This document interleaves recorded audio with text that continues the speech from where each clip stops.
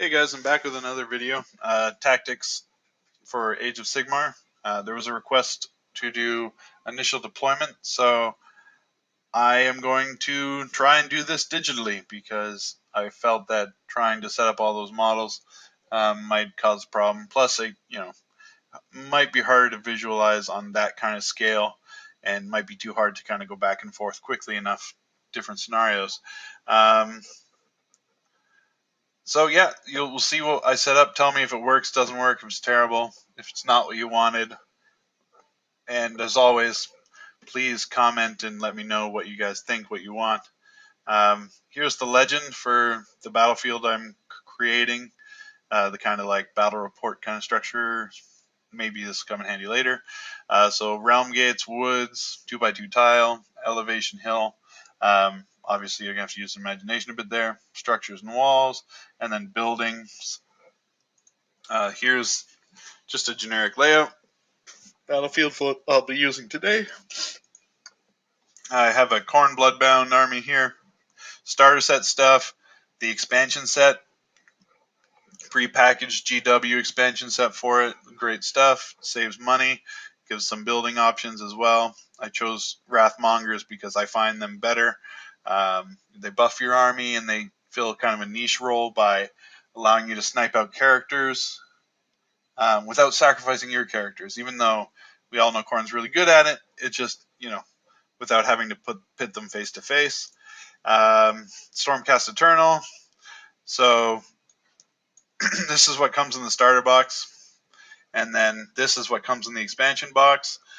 I love this expansion box. It practically gives you, combine the two, you almost have the Stormcast Slayers one, the one that lets you like deploy your guys within 5 inches, except for you got to buy the Lord Celestin on foot.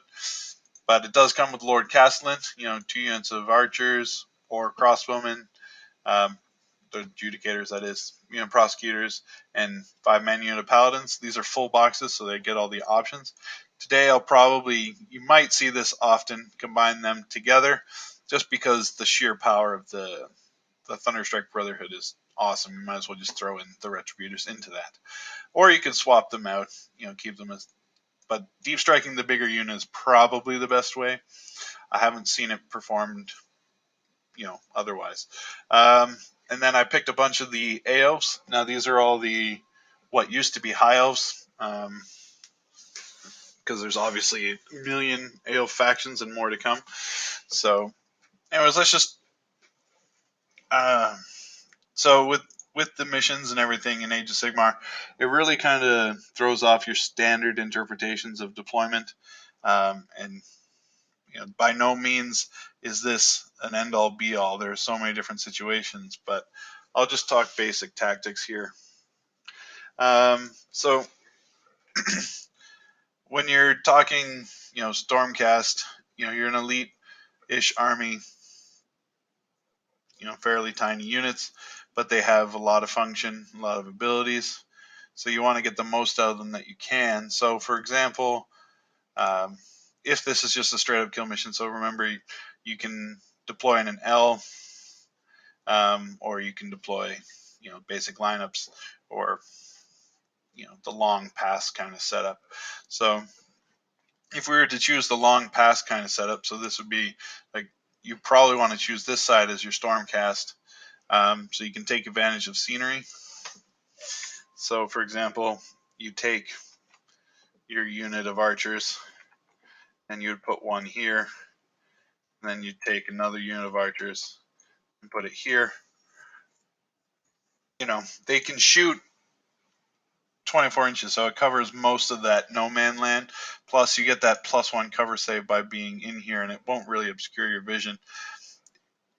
It protects against so many external threats, for example, shooting back at them from chariots and those kinds of things.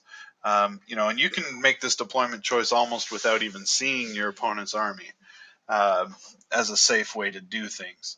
Now, the one exception might be something like Sylvaneth, where they can appear in the woods. So you have that down.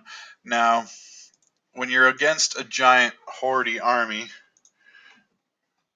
and they're going to be coming at you as fast as they can, generally speaking, You might not want to even use all of your deep striking capabilities.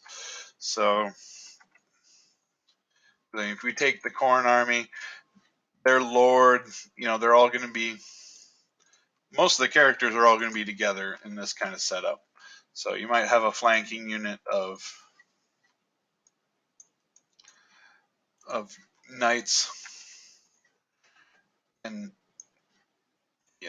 but otherwise you're looking at, generally speaking, very horde type, take advantage of all your character buffs style army, with some flanking units.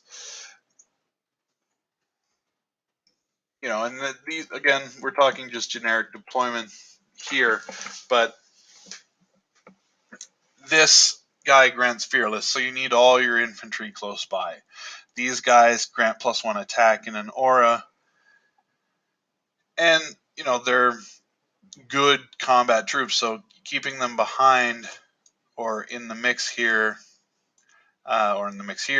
will allow you reduce the likelihood of getting sniped out. So this horde is going to be running at you with extra movement speed, additional charge range, and fearless. So as a Stormcast, yes, you might still deep strike these guys, your Retributors, but you're going to need bodies on the table, right? So for example, this can all deep strike. They are already down. He can't deep strike. Technically, they can't. You could actually put them in this unit and deep strike as well. So let's just assume you're deep striking as much as you possibly can. This is what you have deployed. So you don't bring your guys down. If they get, say you go first to shoot, maybe move. You wouldn't want to go first. So that's another point. So you wouldn't go first.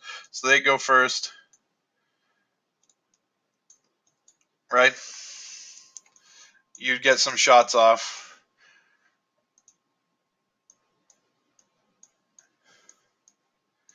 And then they go again. And then that almost puts them in charge range. Now, if you don't bring down your guys the very first turn, then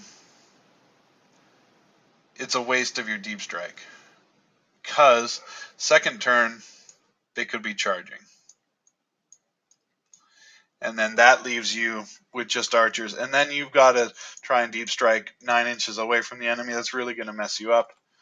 And they're not even taking advantage of the ward, the realm gates here. So what you would want to do for deployment is probably take the main characters of your army and get them down there too. So Lord Celestin, he can buff armor saves, so you want him in this block. He also has 2 inches range on his axe, so he can actually sit in this blob and attack. He can sit back and heal, and he can be around here, or even in the front, or at the back, whatever you like. As long as you want him relatively central, he can breathe lightning, move fast, he can redeploy quickly, so it's really not too big a deal where he goes.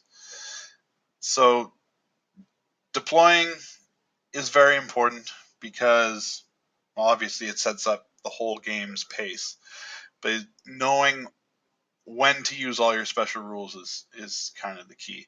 So you could hold all them in reserve for later. So you don't want them getting sniped out and charged by something important, and they have range. You could probably deploy them even, but keeping a little bit more in reserve when you already have shooting is fine too.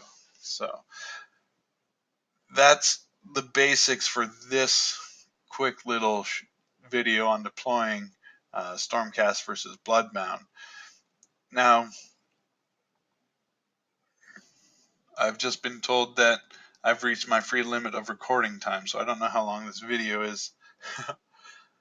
So hopefully you guys have enjoyed this quick little first look at it, and now that we kind of get what we're doing, I will work on getting it better and more streamlined. Thanks.